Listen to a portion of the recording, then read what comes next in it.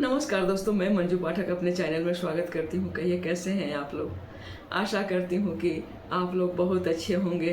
तो चलिए, आज का ये वीडियो है कि इस नवरात्रि में हम जो 2 दिनों का व्रत किए हैं वो पारण किस दिन करें, और जो 10 दिनों का व्रत किए हैं वो पारण कब करें। जैसा कि हमें पता है कि ये 2025 का नवरात्रि 10 दिनों का है, तो जो 9 दिनों का व्रत किए हैं या 10 दिनों का व्रत किए हैं आप लोग देख लीजिए, तो वो पारण किस दिन करें। और जो प्रतिपदा यानी 22 सितंबर से लेकर मैंने पहला ये जो उपवास हुआ, हम जिसको एक नाम और भी बोलते हैं उसको प्रतिपदा बोलते हैं। तो चलिए, ऐसे नहीं बोल के हम पहला दिन उपवास और एक अष्टमी लास्ट दिन उपवास, एक कहीं कहीं चढ़ती उतरती भी इसको बोलते हैं। तो ये चढ़ती उतरती जो व्रत 2 दिनों का है ना, ये उपवास जो किए वो किस दिन व्रत पारण करें, अपना व्रत को किस दिन खोलें, इसी पर आज का ये वीडियो हम लेकर आए हैं। तो चलिए शुरू करते हैं। पहला नियम है कि जो 22 सितंबर को उपवास रखे हैं, यानी कि प्रतिपदा के दिन जो उपवास किए हैं और लास्ट अष्टमी के दिन अपने पूजा पाठ करके जो व्रत रह गए हैं, वो अन्न वगैरह नहीं खाए हैं। 2 दिन भी किया जाता है, 10 दिन भी किया जाता है। इस साल तो 10 दिन का है तो 10 दिन भी किया जाता है। तो 2 दिनों के लिए पहला हम जानते हैं कि वो पारण कब करें। तो 2 दिन व्रत करने वाले, चढ़ती उतरती व्रत करने वाले, वो हम नवमी को अपना सब पूजा पाठ करके डेली का, जैसे डेली हम माता का सेवा करते हैं, सुबह उठ के स्नान ध्यान करके उनका पूजा पाठ सब करके, और अष्टमी का भी पंडाल में अगर आपको जाना होगा तो वहाँ से भी आप पूजा पाठ करके अपना जो चढ़ावा चढ़ाना होगा वो चढ़ावा करके, और आप उस दिन उपवास रह जाते हैं। तो वो व्यक्ति 2 दिनों को उपवास करने वाले नवमी के दिन पारण करेंगे। नवमी के दिन कब करेंगे, तो चलिए ये जानते हैं 2 दिनों वाले कि नवमी के दिन भी सब पूजा पाठ करके, हवन वगैरह करके, आरती वगैरह करके, कन्या पूजन करने के बाद जो भोग बनाते हैं, खीर पूरी से भोग आप खिलाते हैं कि हलवा पूरी से खिलाते हैं, तो जिस चीज़ से भी कन्या पूजन आप करते हैं तो वो पूजा करके ही आप व्रत को खोलिए, पारण कीजिए। ये 2 दिन व्रत करने वालों को हुआ। तो नवमी के दिन ही वो व्रत खोल सकते हैं अपना, सब कन्या पूजन करने के बाद। ये हो गया। दूसरा दिन हुआ, अब आता है कि 9 दिनों का जो व्रत किए हैं वो व्रत पारण कब करें। तो 9 दिनों का पारण करने वाले व्रत करने वाले हम 10वीं के दिन पारण करते हैं। तो नवमी के दिन जैसे कि हमारा सब पूजा पाठ हो गया, जो 9 दिन से कर रहे हैं उपवास, जो दिन में भी मान लीजिए कि 24 घंटा का भी जो उपवास कर रहे हैं वो भी, और जो एक बार सेंधा नमक में बनाया हुआ अनाज खा रहे हैं वो भी। तो ये दोनों लोग के लिए है, ये दोनों उपवास 9 दिन के व्रत में ही गिनती आएगा। तो 9 दिन का जो उपवास किए हैं वो भी आपको वो 10वीं के दिन पारण करेंगे। जैसे 2 दिन वाले तो 9वीं के दिन अपना सब व्रत को खत्म ये कर दिए, खोल दिए अपना भोग सब खा के। लेकिन जो 9 दिन वाले हैं ना, जैसे रोज करते हैं दिन भर अपना पूजा पाठ व्रत, जैसे आप 9 दिन से करते आए हैं, एक टाइम अगर अनाज जो खाते हैं वो वैसे ही रात में भी अपना प्रसाद के रूप में जो भोग चढ़ा है वही खा सकते हैं। मैंने प्रसाद भी हो गया और उनका एक टाइम का खाना भी हो गया, सेंधा नमक वाले। और जो फल में रहते हैं तो फल वाले भी वो तो खैर ऐसे ही रह जाते हैं, 9 दिन ही ऐसे ही रह जाते हैं फलों के लिए। तो ये जो 9 दिन का जो व्रत करते हैं ना, तो वो नवमी के दिन पहले तो आप क्या कीजिए कि पूजा पाठ जैसे माता का करते आए हैं वैसे पूजा पाठ कीजिए, और जो चढ़ावा उढ़ावा चढ़ाना होता है वो अष्टमी के दिन ही आप चढ़ा देते हैं, तो ठीक हो गया। अब नवमी के दिन आप हवन करके, आरती करके, पूजा करके माता का, और उस दिन आप कलश को आप हिला दीजिए, क्योंकि थोड़ा सा ना कलश को हिला दिया जाता है नवमी के दिन ही। वो आपका क्या हो गया, मन में विसर्जन हो गया। तो आप सब सेवा सत्कार कर व्रत करके और आप माता को एक तरह से देखा जाए तो विदाई कर दिए। लेकिन वो जो सब वहाँ का जो कलश के नीचे आप जौ वगैरह उगाए हैं वो सब नहीं अभी उठाया जाएगा, वो सब 10वीं के दिन उठाया जाएगा।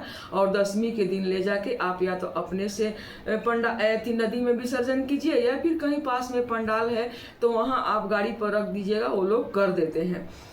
तो 9 दिन का व्रत करने वाले 10वीं के दिन पारण करेंगे, 9वें के दिन अपना सब विस्तार से पूजा पाठ माता का सेवा करके हवन वगैरह करके और उनका आरती वगैरह करके और तब वो उस दिन कलश को हिला देंगे।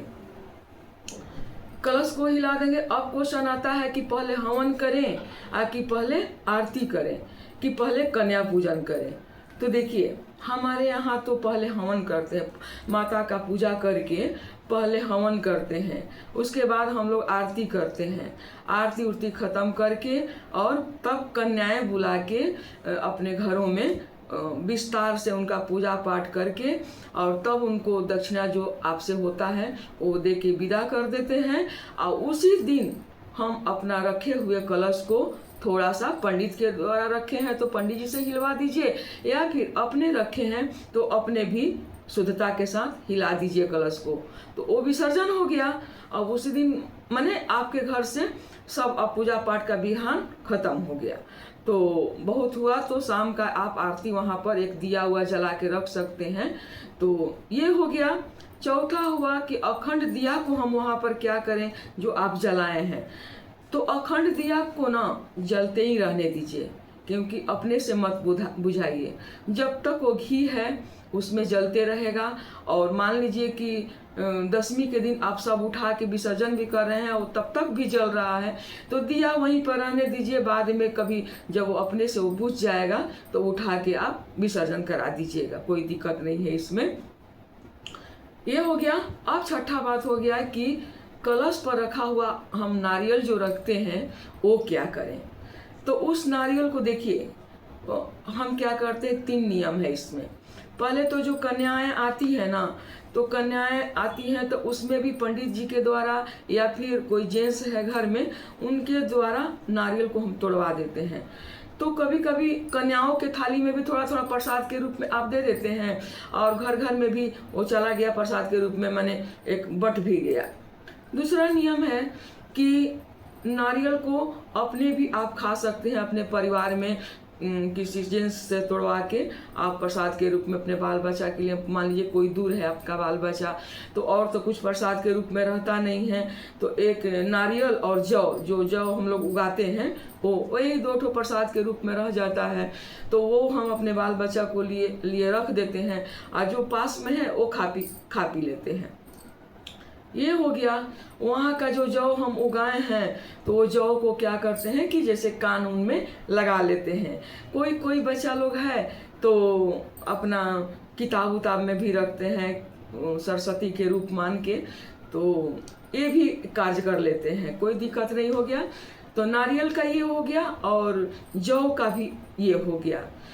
तो ऐसे ही हम माने पूजा करते हैं अपने घर में। जैसे 2 दिन का जो व्रत करते हैं उनका पारण हो गया, 9वीं का किए, और जो 9 दिन का व्रत किए वो 10वीं के दिन आप पारण कीजिएगा, अपने व्रत को समापन कीजिएगा। और कलश 9वीं के दिन ही आप थोड़ा सा अपने घर में हिला दीजिए, बार बार बोल रहे हैं इसीलिए कि थोड़ा याद आएगा। और नारियल 3 प्रकार का जो विधि बताएं वैसे कर लीजिए। पहला कन्याओं को तोड़ के भी दे सकते हैं, दूसरा अपने भी खा सकते हैं, तीसरा जल में विसर्जन भी कर सकते हैं। जैसे हम सब 10वीं के दिन उठा के विसर्जन करने के लिए देते हैं या गाड़ी में, या फिर अपने भी ले जाके कर देते हैं, उसी के साथ नारियल को भी विसर्जन करवा देते हैं। ये भी एक नियम है, कोई दिक्कत नहीं है उसमें। तो अपना अपना मन का भाव होता है आप किस प्रकार से ले रहे हैं उसको।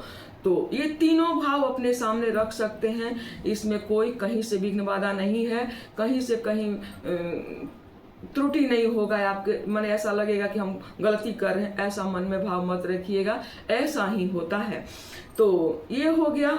रह गया बात कि अब जब हम विसर्जन करने जाते हैं तो 10वीं के दिन जैसे सिंदूरदान वगैरह खेलते हैं उसी दिन 10वीं के दिन विसर्जन जो करने जाते हैं ना, तो सब अपना गाड़ी पर रख देते हैं। उसी दिन पंडाल वगैरह में या फिर घर में माता का जब विदाई करने जाते हैं तो सिंदूरदान वगैरह खेलते हैं।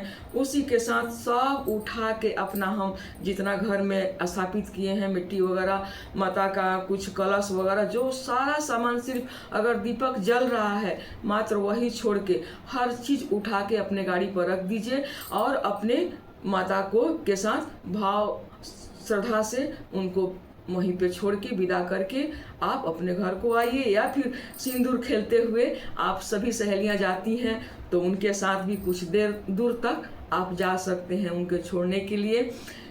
तो यही मेरा वीडियो आज पारण पर था और कलश का नारियल पर था, और तीसरा पहले हवन करें या फिर पहले आरती करें। तो ये तीनों विधि हम आपको बता दिए इस वीडियो में, और हमें उम्मीद है कि आपको ज़रूर लाभ मिलेगा। और कुछ भी ऐसा मन में सवाल होगा तो हमें कोई कमेंट सेक्शन में ज़रूर बताइए, क्योंकि जब तक नहीं लिखिएगा तो हमें कैसे पता चलेगा कि आप क्या चाहते हैं, जानना चाहते हैं। तो चलिए, आज का मेरा वीडियो यहीं तक का था। आशा करती हूँ कि अच्छा लगा होगा, और अच्छा लगा होगा तो ज़रूर एक लाइक भी ज़रूर कीजिए, सब्सक्राइब कीजिए, शेयर भी कीजिए। बहुत बहुत धन्यवाद।